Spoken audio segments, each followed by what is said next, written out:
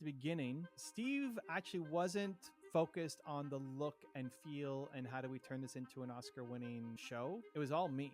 He's like, okay, Evan, like, you suck. He would watch my videos within 3 seconds, like pause the video, it's like, okay, that sucks, and here's how to fix it. And always like telling me what to do, giving me homework, not just telling me that I sucked as a human and like there's no hope, right? I mean, he'd always give me feedback. It was in a very blunt and direct way that I was not used to, but I still appreciated it. It gave me a lot of push because he saw in me something that I didn't see in me. Today, I'm honored to be joined by a YouTuber with over 3 million subscribers, author of multiple books including Momentum, and a man on a mission to help people believe, Evan Carmichael. You spend a lot of time covering entrepreneurs, leaders in their own right. Do you think the best leaders are those who reluctantly become leaders? I don't know that there's one way to do it. I think everybody finds their own version. My version of leadership is I want people to win more than I want them to win with me. And so it's the willingness to push somebody into their greatness when it means it's going away from you.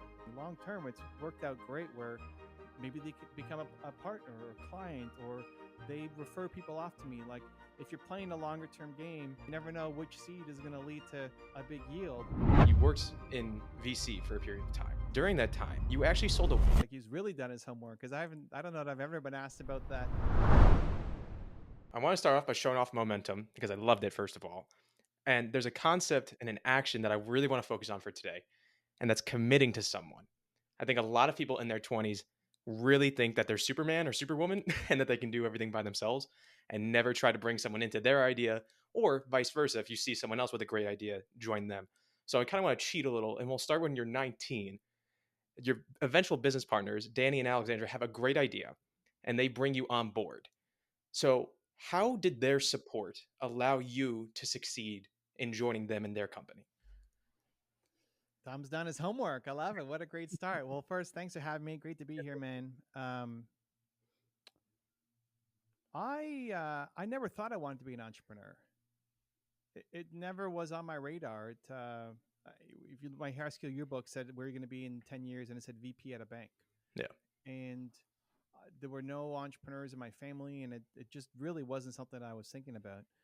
But the opportunity came to partner with them, and they gave me a 30% ownership in the business. So they started a little bit before me. So I was a minority shareholder, I guess, but I was the COO. When you have 3 people, it doesn't really matter what your titles are, but COO. And I don't know that I would have started on my own. Yeah. I didn't have any other entrepreneurial idea in my mind. I mean, I had a lot of entrepreneurial tendencies. I sold baseball cards and did a whole bunch of other things in my business, career, I guess. But I don't know that I would have started my own company. I might have. It's hard to say. You look back and who knows how things would have changed.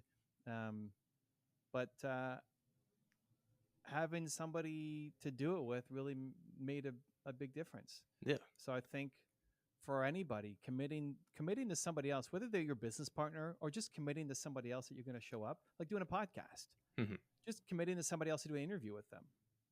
If you email somebody and says, hey, I'd love to have you as a guest on my podcast. Now you got to show up. Like if they say yes, this is in your calendar. Like if I just show up here, like, where's Tom? What's happening? Is this not on anymore? Like you're going to show up because you will usually let yourself down before you let other people down. Yeah.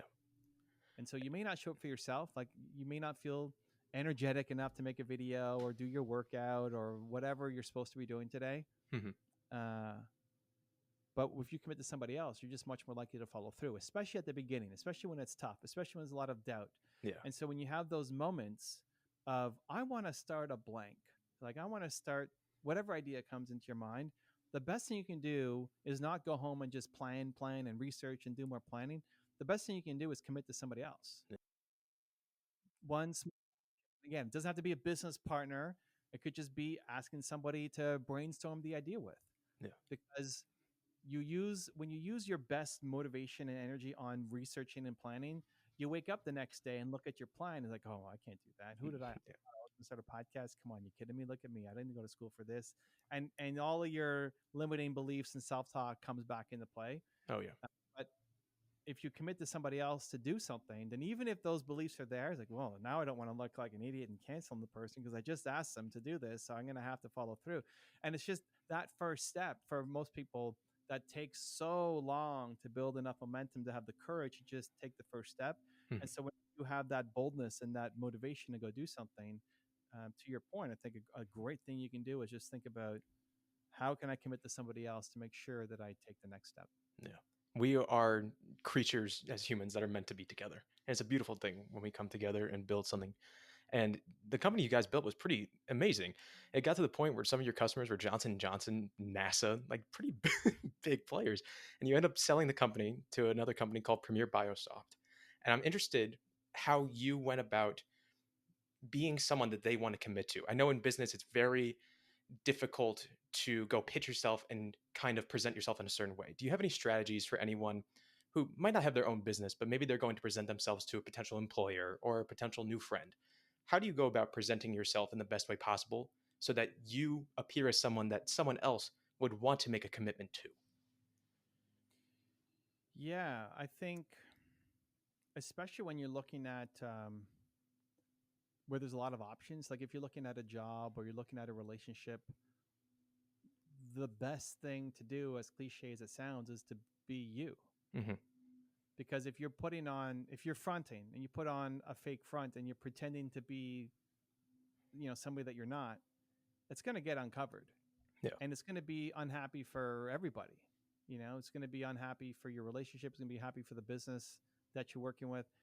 If you're thinking long term, like if you're thinking just short term sales, then sure, like go be a chameleon. You're never going to see this person again. So who cares? It doesn't matter. Be whoever you need to be for 20 minutes to make the sale. Um, and that can be highly effective. Mm-hmm. But if you're thinking long term and you're trying to build a relationship, the best thing to be is you, and have the courage to be you. Yeah. And that's hard because they may not accept you. And we don't, like you just said, like you're kind of bound to work together. So the opposite of that is we don't like rejection. Yeah. And that becomes part of the game. And just the more that you are you, the more you'll attract people who love that thing about you and repel the people who don't.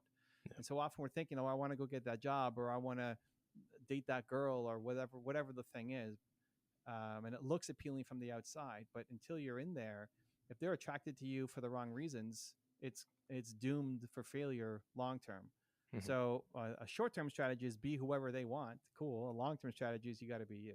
Yeah.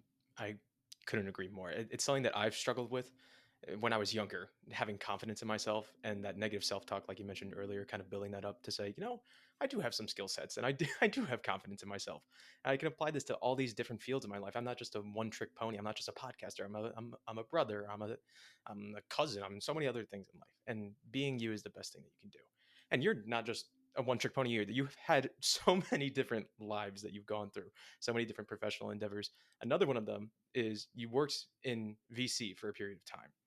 And one aspect that I thought was really interesting is during that time, you actually sold a workbook called Raising Venture Capital, where you got the opportunity to interview the partners and get their knowledge and then sell that knowledge to other people, which I think is extremely interesting because being a podcaster, that sounds right up my alley. But a lot of people, around my age aren't podcasters. But I think there's immense value of being able to ask people who have done it before questions and unlock their knowledge. So what are some strategies people can use to do exactly that? How can they approach someone who's in a position that they maybe want to aspire to one day, or someone who has gone through an experience that they really want to learn more about, not to just get to know them, but to unlock knowledge that other people might not ask the right questions to get that knowledge? Yeah. Well, I mean, kudos to you for he's really done his homework, because I don't know that I've ever been asked about that program. That was a whole bunch of years ago. So good work on, I don't think that's on my website. Maybe it is. I think you have a couple of plays here. I think if you're young, people love mentoring. Like people who are ahead of you love mentoring, but they also hate wasting their time. So this is the thing that you have to overcome, is when you ask somebody to be a mentor, that's a really poor start. Like I just did this today with somebody who visited my studio, and I was making an introduction for him. Is like, okay, how can this person, like, how do you want me to introduce you, or what's the relationship that you want? It's like, oh, I'd love for him to be my mentor. It's like, okay, cool, but we can't say that. Like, he doesn't even know you. A mentorship is a relationship, Mhm. and if you lead with mentorship, they know what that means, and it shows your ignorance of what it means, and so you're disrespecting their time. And so it will always be no. Like, nobody will say yes, I'll just be your mentor to some person that they have no idea who they are. But we also love giving back and helping. Like, everybody loves giving back and helping. If how many episodes are you in, Tom, on your podcast? This will probably be 65 when this comes out. Cool. So like, you're way ahead of where you were at episode 1. Yeah. Right? Like, Oh, the yeah. the Big lighting time. is better, and the microphone is better, and the camera is better, and the background is better, and your questions are better, and you're more. It's just like, you've done it 65 times, so you're gonna get better. Like, Yeah. you have to really suck to not get better at something after doing it 65 times. Yeah. So if somebody new came up to you and said, "Hey, Tom, like, how, I'm just starting episode 1, and I got a super quick question for you, if you don't mind. I'm 19 years old, and you're my podcast hero." Like, that's hard to say no to. You're probably Yeah. going to say, "Hey, man, like, what's your question?" Right? But if you said, "Hey, Tom, I'd love for you to mentor me in how to start a podcast," you're like, "Dude, I'm so busy. I don't have time to mentor some kid." Right? Yeah. So people love giving back and helping because they see in you a younger version of themselves, and they know that somebody helped them on their come up as well. And so they love giving back and serving and helping, but they also hate wasting their time. Yeah. And the worst thing is a bad mentee, because now I've just wasted my time. So if you ask me a question and I tell you an answer, and then you either just go and ask a second question, or you don't go off and do the work that I told you to do, then why are you coming back and asking for more help? Like, did you do the first thing? Yeah. And so that's where most mentees suck. Yeah. And so it's not in the outreach is fine. Just change it to why you look up to them and ask one simple question. And your long-term goal might be mentorship, but you have to work. It's like finding some girl in the street and say, "Hey, do you want to get married?" It's like, if she says yes, that's a problem. That's a Probably, problem. right? It's probably probably you don't want to Might ask wanna that run question. away. If somebody does say yes, you want to kind of run the other way anyway. Yeah. So you go in and you ask one question, and you tell them why you like them. Like, even here, we haven't interacted before on a video, and I could tell you've done your research. Mhm. You're sprinkling in things to let me know that Absolutely. right? Yeah. The raising venture capital thing, you could have asked the question without bringing up the raising venture capital thing that we sold, right? Mhm. It doesn't really relate, but you could have asked the question without it. Yeah. But it's a way of saying, "Hey, I did my research, and I know your story." Exactly. Right? Yep. And so that automatically, I've been on podcasts all day long today. Been on like 7 different episodes, and you're standing out from all the other ones, Mhm. right? And so now, if there's a round 2 or something that follows after, it's like, yeah, I remember Tom. Like, Tom really did his research compared to most people, Mhm. right? And so that's the Yep. start. You're not saying, "Hey, Evan, will you mentor me?" But it's a start of building a relationship with somebody to show that you do the work and you don't waste people's time. Exactly. And I appreciate the compliment. It does mean a lot. And I think other people can certainly carry that. It's the little details. Just pay attention to the small things. Just show people you're paying attention. You'll be surprised how far that can get you. And we're talking about mentees. I think mentees, partners, I think can be somewhat interchangeable. I want to talk about one of your mentees and partners in Steve. I got to read about Steve. He's quite the character too. So Steve has been responsible for producing multiple Oscar-winning films, which I think is quite the background to get into. And I'm interested to ask a kind of an abstract question. So when you evaluate how your YouTube channel was going at the beginning, Steve comes in, he takes a look at what's going on in your YouTube channel. If we're looking at it like a movie production, what were some aspects of the production that Steve pointed out? And he said, "Hey, if you want to have an Oscar-winning hit of a YouTube channel here are some things that you need to implement into your production." And then, like you just said, you took those, and instead of just listening to them, you actually went and did the work, and now you're at the point you are now. Yeah. So for context for the audience, Steve is a mentor of mine. He was a coach. I still work with him. He manages a lot of things for me, brings me deals and book deals and speaking gigs and that kind of stuff. And he helped blow up people like Mel Robbins and Grant Cardone. So we're all kind of at the same agency. At the beginning, Steve actually wasn't focused on the look and feel and how do we turn this into an Oscar-winning show, it was all me. He's like, okay, Evan, like you suck. and that's how he would talk. Like he's a New Yorker, blunt. I mean, actually, one of the most caring and loving people that I know. And if I was in a real bind, he would be one of my top 5 people that I would call. But he probably wouldn't even acknowledge that or like hearing that about himself. Like he's a tough ass New Yorker who like tell you straight and tell you that you suck and why you suck. It's like the tough father or uncle or whatever. It was all me. So he would watch my videos and within 3 seconds, like pause the video and say, okay, that sucks. And here's how to fix it. And always like telling me what to do, giving me homework, not just telling me that I sucked as a human and like there's no hope, right? I mean, he'd always give me feedback. It was in a very blunt and direct way that I was not used to. Maybe that's my Canadian upbringing or whatever. But I still appreciated it. And it gave me a lot of push because he saw in me something that I didn't see in me. Yeah. And I think the thing with mentors, a lot of times the advice that Steve gave me wasn't 100% right, but it was close. It was like 80% there. And I had to do the final 20% to make it fit me. So he might give me something that he saw that worked for Grant. And he saw like me being able to do the same thing. But I couldn't do it exactly the same way as Grant, but it was like more than a seed of an idea. It was pretty close. It's like trying on a sweater and it just not quite fitting in different parts, and you just got to trim it to make it fit. And that's the whole goal of having mentors is they shortcut your path. Yeah. So all of the work with Steve, I mean, I can't remember any time that he focused on editing or gear or microphone or lights, or it was always me. No. What I had to do better, how I had to have more powerful opinions, how I had to be more bold in my choice of topics and language. And so it was a huge crash course in personal development to get better and grow to then have my channel start to blow up.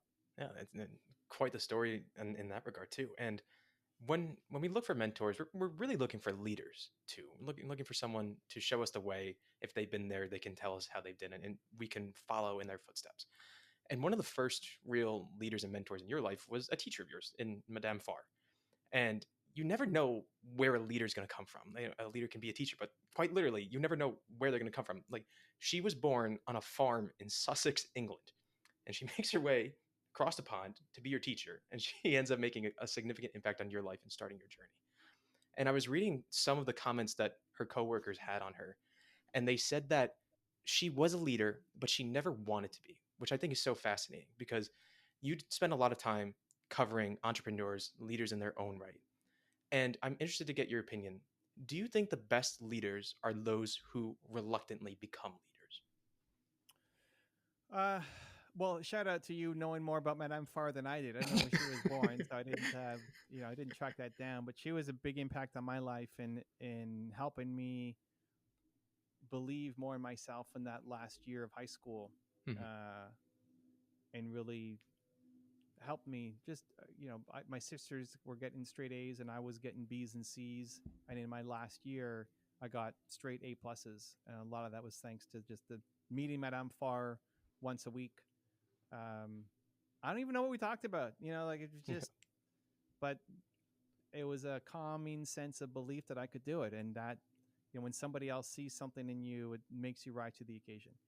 To your point about leadership, I don't know that there's one way to do it. I think everybody finds their own version. My version of leadership is I want people to win more than I want them to win with me. No. And so I see everybody as having parallel paths. So like right now, you and I are on a parallel path. It's the Evan and Tom path. And after this, I may never see you again, or we become business partners and change the world together, or something in between, right? Like I have no idea where it's going to go. But I see when I'm with somebody, and we've got 42 people on the team, we're running this parallel path together. And I want it to last as long as possible. But at some point, it may mean you have to leave. You have to go do something else because it's what you want to do. And I can't give you the growth opportunity that you're looking for next. Yeah. And so it's the willingness to push somebody into their greatness when it means it's going away from you. And that's easy for people who you don't like or low performers and letting them go. But what if it's somebody who's actually done really well, but they should be doing something bigger than what they can do with you. They just don't believe in themselves enough to do it. Like short term, it's way better for me to just keep that person, keep their self-esteem low and keep working for me and like, let's go. But that kind of destroys me inside where I'd rather you should go do your thing. And it long term, it's all worked out. Again, it's like a short term, long term thing. Long term, it's worked out great where maybe they could become a partner or a client or they refer people off to me. Like if you're playing a longer term game, the more great things that you put out, the more seeds you plant, the more stuff starts to harvest. And you never know which seed is going to lead to a big yield, but you're planting the seeds just to plant the seeds. And so I just try to think of it as that. Like leadership is wanting people to win more than you want them to win with you. Yeah. Beautifully said. I've been trying to do that a lot in my own life too. Really think longer term, think forward. And it's really hard in the world we live in today. It's so fast, immediate satisfaction type of world. But when you get to that point, I'm getting there slowly but surely, but when you get to that point where you're happier to see others win than you are to see yourself win, it's kind of a beautiful thing. And I thank you for that message today. And I want to close out the show asking you the staple question that I ask everybody, which is, after everything that you've gone through so far, what have you learned about love? Oh, wow. That's a left field. Okay. Yeah. I would just throw a distinction that I think like other people winning is me winning. I don't see them as opposite. Yeah, I agree. Where it's like, I want to get to the place where I want other people to win more than I want me to win. What's like the more other people are winning, it's not taken away from me. Like you winning means I'm winning. Mm-hmm. I want Tom Cole to blow up. Then I was on Tom Cole's show, everybody, episode number 65 or whatever this is again, right? It's like, it's just the mindset of you're not taking anything away from my success. In fact, it's like, it's just contributing. You're out trying to put a positive message out to the world. I am too. You have your spin on it. So anyway, maybe a little distinction from the last comment. What have I learned about love? Is that that's the question? Yeah. I want to make sure I got this down before I go on some rant. That was it. What have I learned about love? Yeah. What have you learned about love?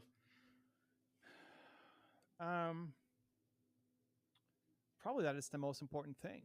Mm-hmm. I think I would split love between self-love and then love for others. So if you look at self-love, you won't do anything if you don't have self-love. Like if you don't love yourself, you're not going to start a podcast because you just beat yourself up as to why you can't do it. And insert that for what podcast or anything else. You're not going to do anything if you don't have self-love. And then love for others. You think about, take somebody that you love the most. If I took my wife, for example, and you had a gun to my head of pick my wife or pick my business, I'm picking my wife. As much as like I've built this for however many years, everything else, like I hope Tom doesn't come to my door with a gun to my head. If he does, I'm going to not answer the door. Like, Tom, what are you doing? But like gun to my head, like I think all of us deep down would pick love first. We just don't live it. I mean, even me, I don't live that every day. Mm-hmm. I think there's been lots of times where I've probably been short with my wife. Like she wanted a hug and I'm like stressed out about a video that has to come up. So in that moment, I picked my business over love. Mm-hmm. And I'm sure every entrepreneur at some point has done that too. We've picked our business or something else over love. But if you asked us to deeply reflect, we would pick love every time. Yeah. And so even just in asking the question and then in answering it, it forces self-reflection to think about, okay, well, how do I live my values? So if in answering that question, you say, well, my value is love over X. Okay, but are you living that daily? So now I have to do something nice to my wife before she goes. Thank you, Tom. You're very welcome. And that's how I end the show. I usually just let it kind of ride out like that. So I don't really Okay, I got a challenge for you. Oh, yeah, go for it. Okay, here's the challenge. Since you've done all this homework and research, if you interview Madame Farr, I'll come back for round 2 afterwards. I got you. I'll see what I can do. I gotta see if I can find her. I have no idea where she is. I don't even know if she's alive. I mean, I'm assuming she is, but I don't know her story. I don't know where she's at. but Wait, you she know is what? an amazing human. We'll clip If this anybody part can and track her see if we can down, it's find her. Private Eye Tom Yep. Cole. So yeah, when you get her on and do an interview, let me know, and then I want to watch it, and then we'll do round 2. Sounds like a plan. All right. All right, thank you. Challenge accepted.